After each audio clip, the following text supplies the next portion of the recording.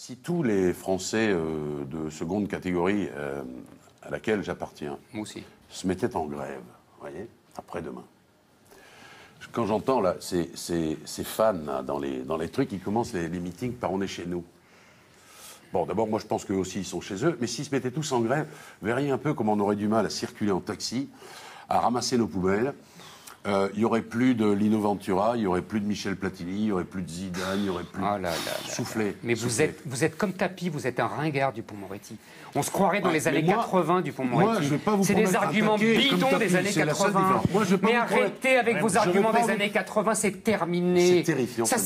Mais oui, mais je suis désolé, encore une fois, les faits parlent. Aujourd'hui, on n'est plus avec Platini et avec Yves Montand. Non. On est avec des catégories, avec des territoires qui ne sont plus en France, où on ne vit plus comme des Français et à la française. Que ça vous plaise ou non.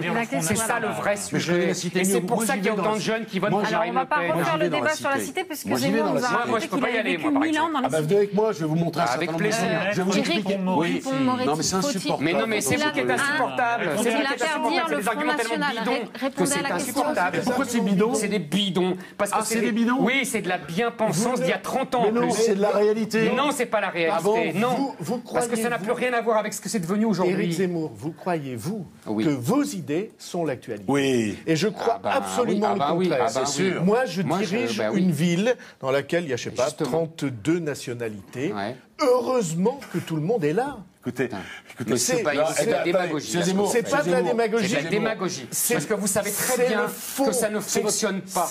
Et que les gens ne vivent pas ensemble. Et que les gens se séparent. Vous dites vous-même, je sais ce qu'il a, la double répudiation entre les Français et les Arabes. Vous le dites vous-même. Je dis exactement ceci. La double répudiation, c'est ça votre mot. Il y a des gens qui disent pas d'Arabes dans la famille. Et oui, et les autres pas de Français. Et je connais des gens qui disent pas de Français dans la famille. Voilà, j'ai lu. Et cependant, les mariages se font.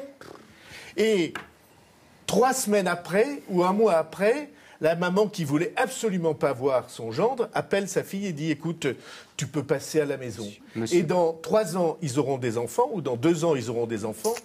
Et ce sera pour le pays quelque chose de bien. Vous croyez que c'est quelque chose de mal, vous vous trompez. C'est vrai que je vois les faits.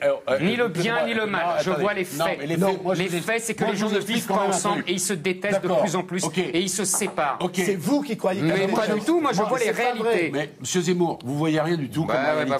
Voyons. Non. C'est vous qui voyez avec Zidane et Yves Montand. Oui, ça compte aussi. Oui, ça compte.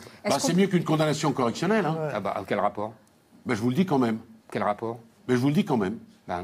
Quel rapport? Un petit rapport quand même. Non, il n'y en a aucun rapport. Si, un petit rapport quand même. Non, mais vous voyez vos contradictions. C'est que d'un côté, vous dites les juges se permettent n'importe quoi, et quand c'est moi qui suis condamné, alors là, ils ont bien fait. Sauf que moi, j'estime que c'est n'importe quoi, ma condamnation. Et que c'est liberticide. Maître Dupond. Liberticide. Liberticide, oui. Dire qu'on peut, par exemple, ne pas prendre un noir parce qu'il est noir dans sa boîte, ça, c'est beau, ouais. Non. C'est top. Vous savez très bien que j'ai pas dit ça. Et que c'est un problème beaucoup plus de fond. Vous n'êtes pas là pour faire mon procès, d'abord, premièrement. Mais vous n'êtes pas là pour dire que ce que je raconte, c'est bidon. Si. Non, parce que si les Arabes demain, et les émigrés, et tous les gens qui sont venus ici se barrent, vous êtes dans la merde pour faire votre ménage. Vous avez compris? C'est un argument de bidon, de bobo, de bourgeois qui a besoin d'esclaves. Qui a besoin d'esclaves comme toutes les communautés. On ne va pas vous mettre d'accord. On va pas vous mettre d'accord. Parce que là, ça devient un peu excessif. Non, c'est pas excessif. Bidon, c'est pas merveilleux comme truc. Je suis pas venu ici pour me faire insulter par Zemmour. C'est pas une insulte, monsieur Dupond. Vous êtes le grand intello, moi je suis un bidon. Est-ce que vous pouvez arrêter de vous adresser à Zemmour? Tous les étrangers se cassent de ce pays, ils ne fonctionnent plus, vous avez compris? On tourne en rond, c'est bon. Et on les a fait venir pour ramasser nos poubelles. Et ma mère, elle faisait partie de cela. Mais c'est il y a 100 ans, ça. C'est pas il y a 100 ans, non. Est-ce que vous pouvez répondre à ma question? Merci beaucoup, maître, d'être venu sur notre plateau. Je rappelle le nom de votre livre Direct du droit, que vous avez coécrit avec Stéphane Durand-Soufflant chez Michel Lafon. On passe maintenant... Je vais prendre mon taxi arabe, là, tout de suite. Oui, non, mais tout de suite, là, maintenant. Attendez, on passe maintenant...